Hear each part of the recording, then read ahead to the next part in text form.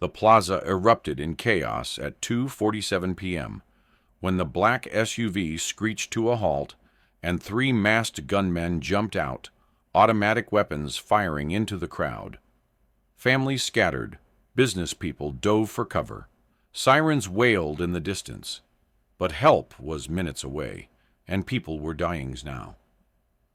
In the corner of the plaza, where a homeless veteran had been sitting quietly with his cardboard sign, Benjamin Webb dropped his coffee cup and moved.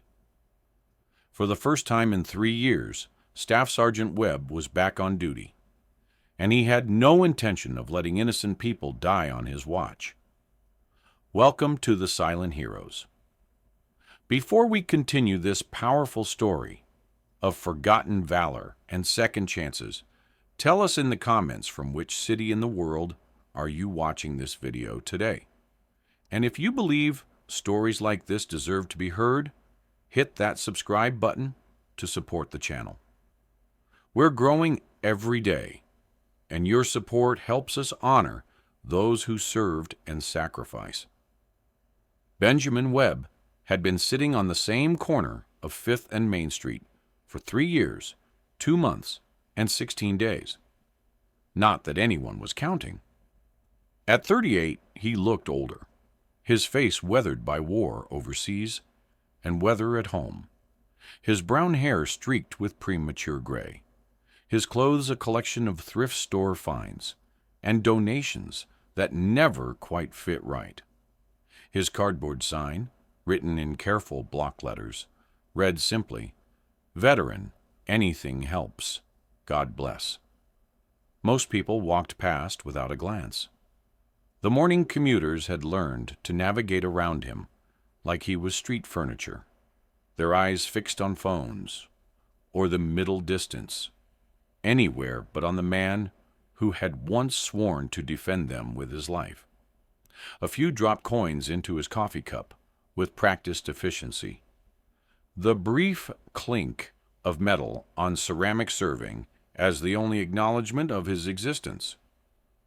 What they didn't know, what the city records didn't show, what the VA paperwork had somehow lost in bureaucratic shuffle, was that Benjamin Webb had been Staff Sergeant Webb, 2nd Battalion, 75th Ranger Regiment.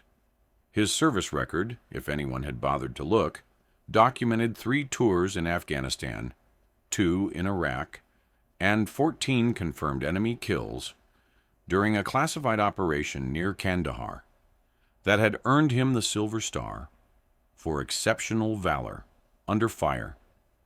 That Silver Star came from a night raid where his squad had been ambushed while extracting a high-value target. When his team leader was wounded and 2 Rangers were pinned down by heavy fire, Benjamin had single-handedly assaulted the enemy position, neutralizing 6 hostiles and carrying both wounded men to safety through a minefield. The citation read, "Extraordinary heroism in close combat against a determined enemy force." But it didn't capture the weight of watching friends bleed, or the sound of bullets that should have killed him. The medal was long gone, sold to a pawn shop during his first winter on the streets when the choice was between keeping a piece of metal and keeping warm. But the training, the instincts, the muscle memory of combat, those couldn't be pawned. They lived in his bones, in the way his eyes automatically scanned for threats, in how he positioned himself with his back to the wall, in the careful awareness that never fully turned off even in sleep. The nightmares had started 6 months after his final deployment.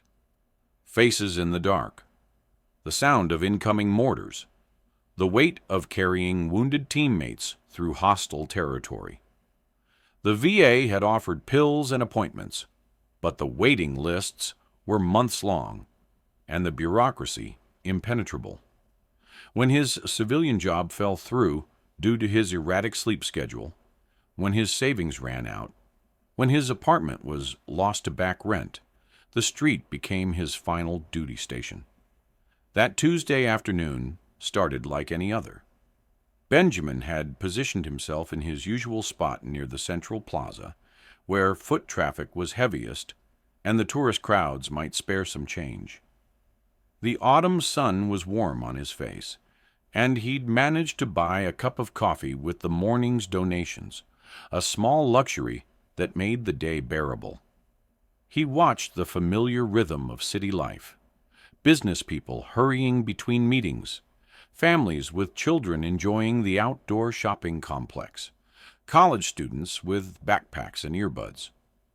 Normal people living normal lives, unaware that a man who had once killed for their freedom now depended on their spare change for survival. At 2:47 p.m., everything changed. The black SUV appeared without warning, tires screaming as it mounted the curb and skidded to a stop in the center of the plaza. 3 men emerged before the vehicle had fully stopped, their movements coordinated and purposeful. Benjamin's combat instincts fired immediately. The way they moved, the bulky clothing that concealed body armor, the tactical positioning as they spread out to control the area. The first gunshots sent the crowd into immediate panic. Automatic weapons fire, distinctive and unmistakable, echoed off the surrounding buildings as people screamed and scattered in every direction. A young mother with a stroller dove behind a concrete planter. An elderly man stumbled and fell as the crowd surged around him. A businessman in an expensive suit crawled behind a food cart, his phone clutched in his trembling hand. Benjamin's coffee cup hit the pavement and shattered as he dropped into a combat crouch, his eyes automatically tracking the 3 attackers. His mind shifted into operational mode, the same mental state that had kept him alive through dozens of firefights in Afghanistan's mountains and Iraq's urban warfare zones. 3 hostiles, automatic weapons, coordinated attack pattern. Civilians in the kill zone with no cover, no escape routes secured. Police response minimum 4 minutes out based on siren distance. Unacceptable casualty projection without immediate intervention. For 3 years, Benjamin had been invisible, ignored, forgotten. But muscle memory doesn't discriminate based on housing status, and heroism doesn't require a uniform. The first gunman was advancing toward a family with 2 small children who had taken cover behind a disabled fountain. The mother was crying, trying to shield her kids with her body, while her husband frantically looked for a way out that didn't exist. They had maybe 30 seconds before the attacker reached them. Benjamin moved with the fluid efficiency of a predator. He had no weapon, no armor, no backup, just the skills burned into his nervous system by the world's most elite military training. He approached from the gunmen's blind spot, using the panicked crowd as concealment, moving low and fast in a pattern that would be invisible to someone focused on the targets ahead. The takedown was textbook Army Ranger. Benjamin struck from behind, one hand disabling the weapon, while the other applied a chokehold that cut off blood flow to the brain. The gunman dropped unconscious in under 8 seconds, his weapon clattering to the pavement. Benjamin secured the rifle and checked his next target. The second attacker had cornered a group of teenagers near the coffee shop, his weapon raised as he shouted demands that Benjamin couldn't hear over the screaming. The range was about 40 yards, an easy shot for someone who had once hit targets at 3 times that distance in Afghan mountains.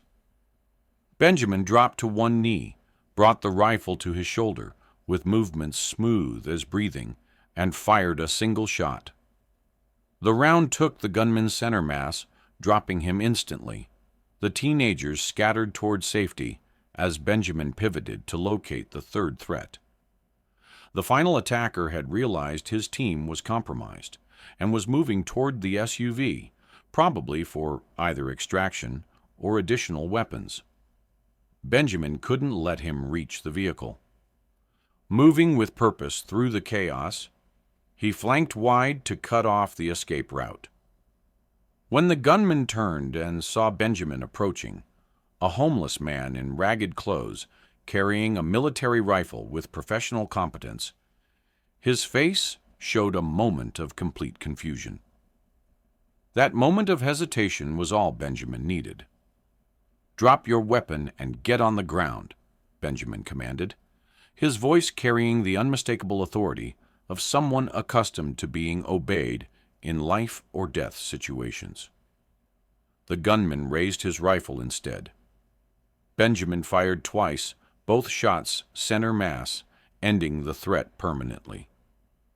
As the sound of gunfire faded and sirens grew louder, Benjamin cleared the weapons and secured the scene with the same methodical precision he'd once applied to terrorist safe houses in Fallujah.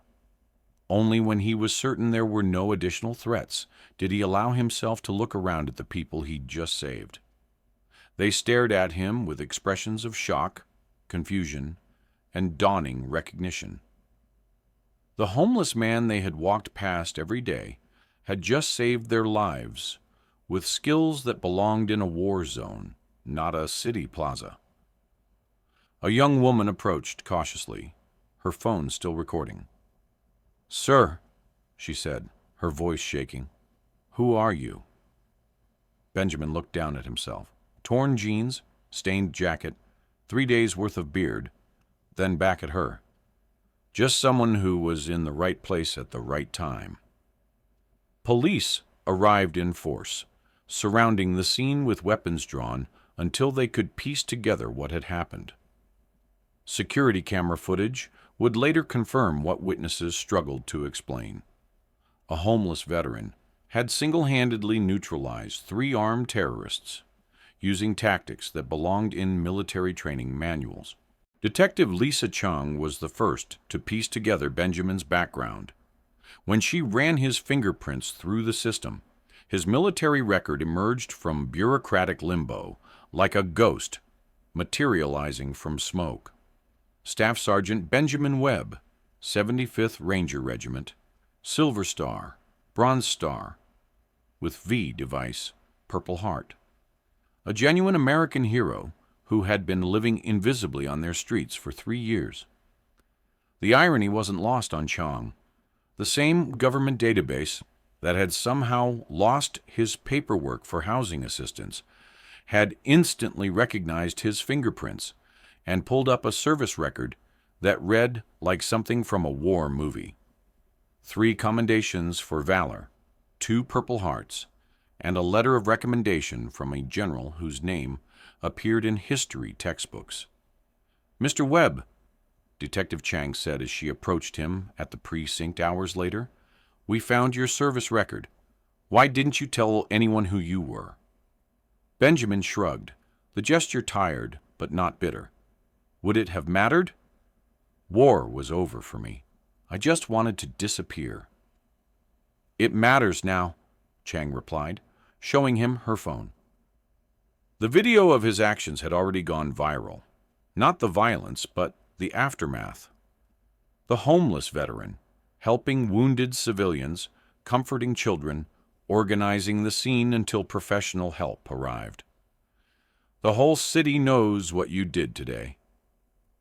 3 weeks later, Benjamin Webb stood in the lobby of the Phoenix Veterans Center, wearing a donated suit that actually fit, and holding a folder thick with paperwork that would fast-track his housing assistance, mental health support, and job placement services. The bureaucratic walls that had once seemed impenetrable had melted away in the face of public attention and political pressure. Mayor Catherine Valdez presented him with the key to the city during a ceremony he'd tried to decline. The governor called personally to offer state resources. Most importantly, Dr. Rachel Stone, the VA's chief psychiatrist, had guaranteed immediate treatment for his PTSD with no waiting lists and no bureaucratic delays. "You saved 17 lives that day," Mayor Valdez said during the ceremony. "But more than that, you reminded us that heroism doesn't wear a uniform. It wears whatever clothes are needed to get the job done." Benjamin accepted the recognition with the same quiet dignity he'd shown on the street corner. In his brief speech, he said only what mattered. "I served overseas to protect Americans at home. That didn't stop when I left the Army. It just looked different."